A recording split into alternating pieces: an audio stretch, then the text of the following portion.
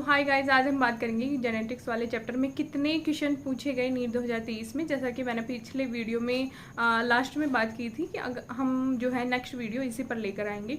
तो पहला जो क्वेश्चन आया वो है कि frequency of recombination between gene pairs on same chromosome as a measure of the distance between genes to map their position on chromosome was used to the first time by Sutton and Bowry, Alfred Stewart, Hanking and Thomas Hunt Morgan। बहुत important चीज़ ये है कि यही question 2019 में आया है। और अगर आप देखें 2019 का पेपर तो एग्जैक्टली थोड़ा सा जो लाइंस हैं, थोड़ा जो ट्रीटमेंट है जो क्वेश्चन का, उसमें थोड़ा सा हल्का फुल्का वेरिएशन किया गया है। बल्कि क्वेश्चन ये 2019 में भी सेम क्वेश्चन आया है, अल्फ्रेड स्टूडेंट वाला जो क्वेश्चन है वो। और ये जो टॉपिक है आप देखिए जेनेटिक्स में वहाँ दिया हुआ है कि जो मॉर्गन का एक्सपेरिमेंट है उससे थोड़ा सा पहले रिकॉम्बिनेशन मैप्स की वगैरह की बात की गई है। और इम्पोर्टेंट चीज़ ये है कि ये जो स्टूडेंट थे ये मॉर्गन के ही एक स्टूडेंट हुआ करते थे।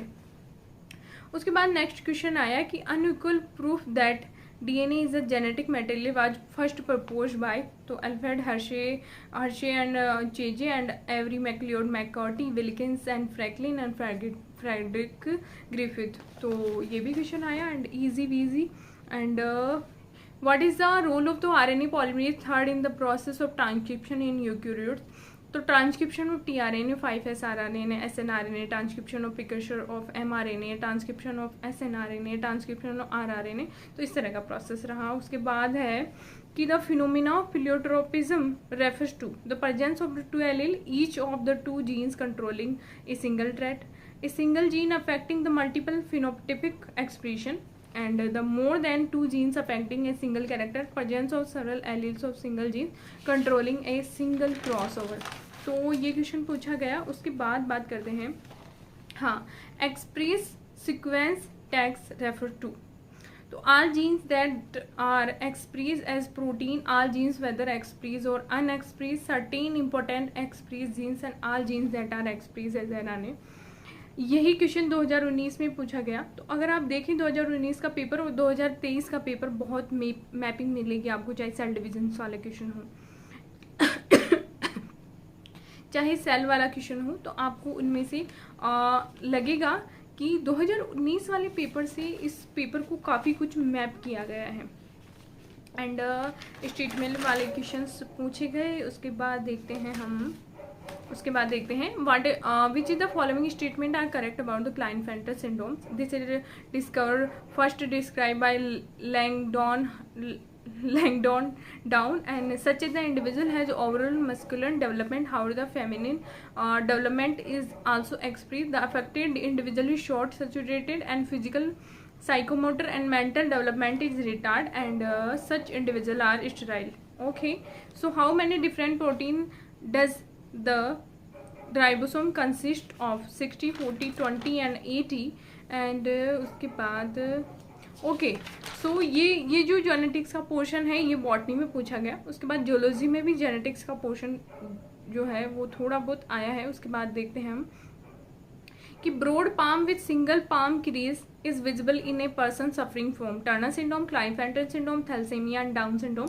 एंड उसके बाद अगर हम देखें so what is okay so lac operons से एक क्वेश्चन आया, choose the correct answer for option giving. तो आपको ऑप्शन दिख रहे होंगे कि gene A, gene Y, gene I and gene Z. ये भी क्वेश्चन आप देखिए 2019 वाले पेपर में सेम क्वेश्चन पूछा गया है। उसके बाद which one of the following symbols represent mating between the relative is the human pedigree analysis. और ये भी काफ़ी ईजी क्वेश्चन हैं और ये बेसिक जो है स्टैंडर्ड चीज़ों पे ज़्यादा क्वेश्चन आए इस बार। The given below the two statement and correct statement बताना है। और RNA mutate at faster rate and virus having the RNA genome and shorter life span mutate and evolve faster. That is the reason कि जो vaccines होती हैं वो virus की हम इसी वजह से नहीं बना पाते हैं क्योंकि वो इवॉल्व होते रहते हैं। और यही रीज़न रहा कि कोविड की जो वैक्सीन है वो बनने में काफ़ी कुछ टाइम लगा। उसके बाद given below statement 1 in prokaryote the positively charge DNA is held with some negatively charge protein is a reason is called nuclear. And in eukaryote the negatively charge DNA is wrapped around the positively charge histone octamer to form nucleosome. तो ये question आया। And I think हाँ एक last question और है।